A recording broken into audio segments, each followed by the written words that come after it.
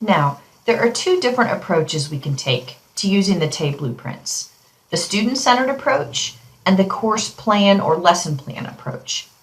Let's look at some examples of how we could use each, starting with student-centered. So what would a student-centered approach to using the TABE blueprints look like? Well, you start with the TABE score report. Now, every student who takes the TABE will have diagnostic data available on his or her performance. TABE 11 and 12 score reports for each student are automatically available after each computer-based test, and for those students whose program uses a scanner to score the test. You can request these reports from your administration so you have this information on all students. For programs who use the paper test and hand score, there is an extra step required to get this information. You must hand tally an individual diagnostic profile report. This will take additional staff time, but the information is valuable. You should talk to your administrator about the possibility of getting these diagnostic reports on all your students. The information on these reports is particularly valuable to you as a teacher, as you will see on the next slide. What is included on page 1 of the student score report is the student name, the test they took, what date, and their score and NRS level. This is the second page of a score report. Notice on the left, you'll see the same domain headings we saw on the blueprints. The report is showing in which groups of skills the student performed well and in which they performed not so well. The report uses the ratings proficient, partially proficient, and non-proficient, and these ratings are indicated for each subject test the student took. So what's important to note? Well, look at this student's performance on the TABE reading A. They're not proficient in key ideas and details. We also see that they're only partially proficient in the other areas too, but for instance, there are only 5 items on the A reading test in the integration of knowledge and ideas domain. That domain is not as heavily covered as key ideas and details. So key ideas and details is the area where this student has the most to gain. You could take the information about proficiency from this report and then pull the appropriate blueprint for that subject test and find which high and medium emphasis skills you need to emphasize as you work with that student in the future. Imagine having this kind of detailed information for each student in your class. You can really pinpoint the areas that need work, and it removes a lot of guesswork. So let's walk through these steps. After looking at a TABE score report, you pull the correct blueprint for the level of TABE reading test this student took.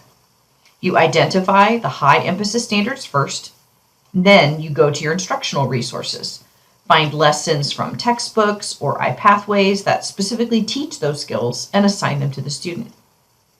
So let's say that this student was one of yours. We just looked at his score report and we see he is not proficient in key ideas and details. On the TABE blueprint, you note that there are only 2 high emphasis standards for reading level A: cite textual evidence, including inferences, and determine central idea, analyze its development, and summarize the text. Well, then you would turn to your resources. What lesson might be appropriate to assign so that this student gets immediate help in the area of his weakness, so that his TABE score and his overall skills will increase? Well, let's look at iPathways first, the free online curriculum resource for Illinois adult education. If you do not have an iPathways account yet, visit ipathways.org and select Contact Us. Once I'm logged in to iPathways, I go to the Language Arts modules. As I click on each unit name marked in green, a list of standards codes appears beneath each lesson title. For the unit Reading Comprehension Skills, lesson number 1 is Main Idea, and it specifically covers one of our high emphasis standards, 5R CI3.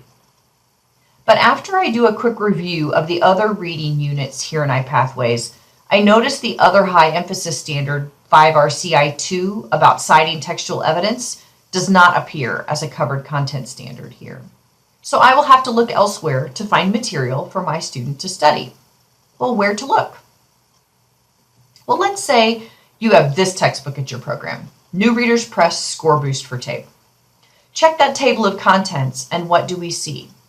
The very first lesson is on using evidence in informational text, which matches that other high emphasis standard that wasn't covered in iPathways. So I assign the iPathways lesson and this Score Boost lesson to that student during his independent work time, and I know I have addressed two of the main skills he's going to see on his TABE post-test. Remember, I learned about this gap in his skill when I looked at his TABE score report for his initial pretest and saw in which skill domains he was not yet proficient.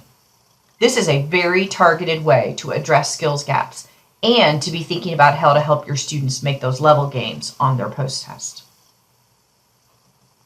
Another place to look for lessons that will match the targeted skills on the TABE blueprints would be the TABE Academy from Essential Education. This online tool is directly focused on teaching students the skills they will encounter on the TABE. Also, an up-and-coming free resource is Skill Blocks. This is a database that will generate an individual learning plan based on TABE scores or other diagnostics using open educational resources as its base. Now, obviously, you can do the legwork to look at the TABE score report and identify exactly in which domains your student is not proficient. Then you can look at the blueprint to identify which skills in that domain are highly emphasized on the TABE test your student is taking. Then you can identify lessons from your current resources that teach those exact skills. And then you can even beg your student to complete those lessons. But it is up to the student to do the actual learning. Your job is to prepare the way for the student to receive targeted instruction to allow for learning and practice with select standards that you know he needs. You lay the groundwork, and then the student does the work. So now let's shift gears and go back to our different approaches to using the blueprints. We've talked about how to use the student score report to target specific standards. Now let's look at the other approach, course and lesson planning. But before we kick off this part of the discussion, we want to state that we are definitely not saying that you should, quote, teach to the TABE. We are saying that you can plan your course and plan your lessons wisely by looking at the skills being assessed on each level of the TABE and making decisions about which skills and standards you want to emphasize and when. This approach still leaves you, the teacher, in control of what you teach. But we can't ignore the TABE and what it assesses, especially not now when it's been aligned to the current adult education standards. When we plan, we need to be practical. We must take into account the formal assessment our students are required to take and which determines our program's performance and ultimately its funding. It would be unreasonable to ignore this kind of assessment, so we need to plan with it in mind, along with all the other elements you use for planning, like student ability, student learning styles, levels per classroom, number of weeks in your term, etc. Now, when you design your course for the term or semester, or when you write your lesson plan for the day, how can you use the blueprints effectively to incorporate the appropriate standards? We will start by talking about course outlines, where a teacher lays out the whole picture of what will be taught and when for the entire term. You might think of this as a scope and sequence.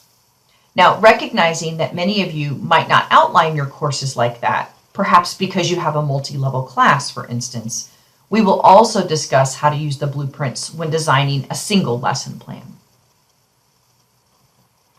Here's an example of a language arts course for NRS levels 3 and 4 that has been adjusted to include TABE standards and emphasis levels.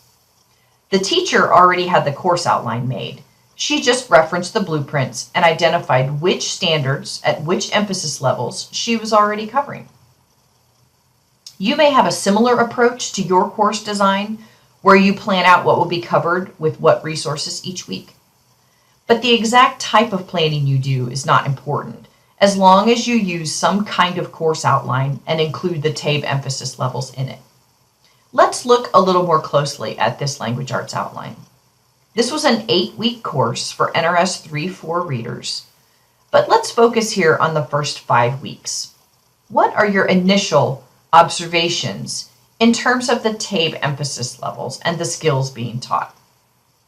This is a good time to pause the video while you look more closely at this document.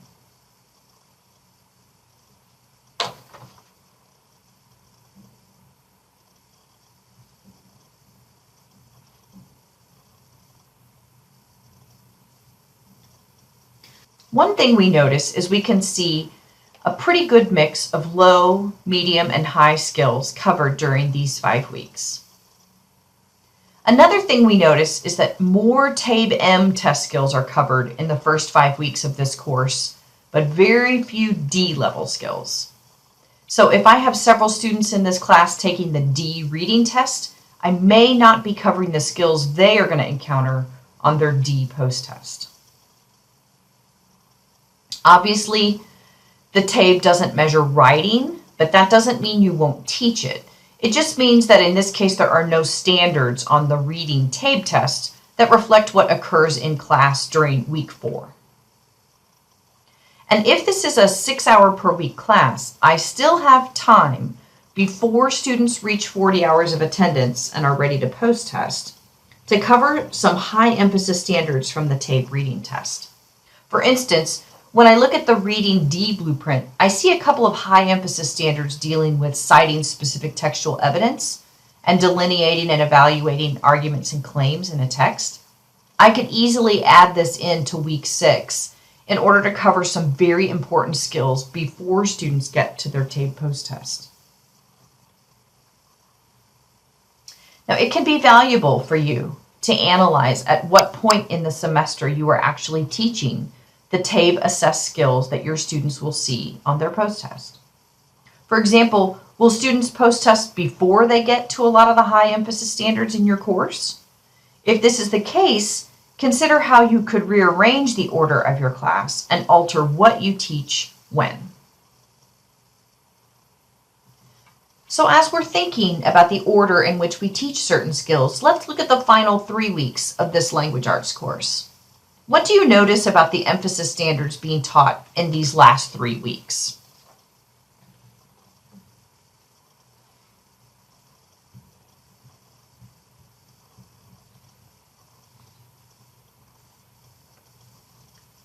So we notice 5 standards at the end of this course are high emphasis standards. So for several of the questions these students are going to see on their post-test, they won't have studied these skills before they get to their post-test likely. And if this is a 9-hour per week class, students would likely be post-testing around week 5. Could I consider rearranging the order of this course, what I teach when? Perhaps not. Maybe some skills are foundational and need to come at an early stage or a later stage. But if they are able to be moved, I could consider doing so to expose my students to the skills they are going to be most heavily assessed for on their post-test. Now here's an example of an NRS 4 math course outline that has been adjusted to include TABE emphasis levels. Again, the teacher already had the course outline made.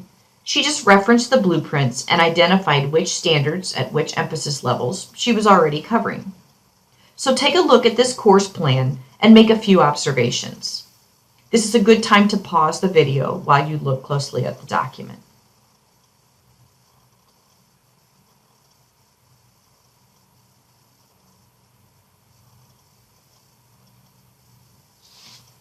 Hopefully, you noticed some of the same things that this teacher noticed when cross-referencing the course outline with the TABE blueprints. So some of these things we noticed include that some weeks of the class are better aligned to the TABE than others. The course outline is completely missing the statistics and probability domain, which is 22% of the TABE test material at that level. A few weeks in the course have very little alignment to TABE 11-12. And there are a few high and medium emphasis standards that are on the missing list. We don't see them in this course. There are a few medium emphasis standards that come at the end of the course. And some material required by this program for that math level isn't necessarily emphasized on the TABE test. It's a GED emphasis instead. So what does this mean for the course outline? It's not bad. We don't just throw it out. It means that we look for opportunities for improvement. Are there topic areas that could be moved? Can we add or subtract content that isn't at the NRS 4 level to better align this course to the standards and to TABE? These are all considerations you could make for your own course outline. So, to summarize some of the key ideas when creating a course outline, here's what you need to consider. How many NRS levels are in the class that you teach? Which standards that you cover in class are highly and moderately emphasized on the TABE? And which standards do you tend to omit from your course? Or maybe you just forget to include them. How are the standards spread throughout the semester in terms of in which week it's taught? And at what depth are you teaching those medium and high emphasis standards? The high and medium standards are the ones we need to be sure we spend enough time teaching and that we go into a greater depth with our students.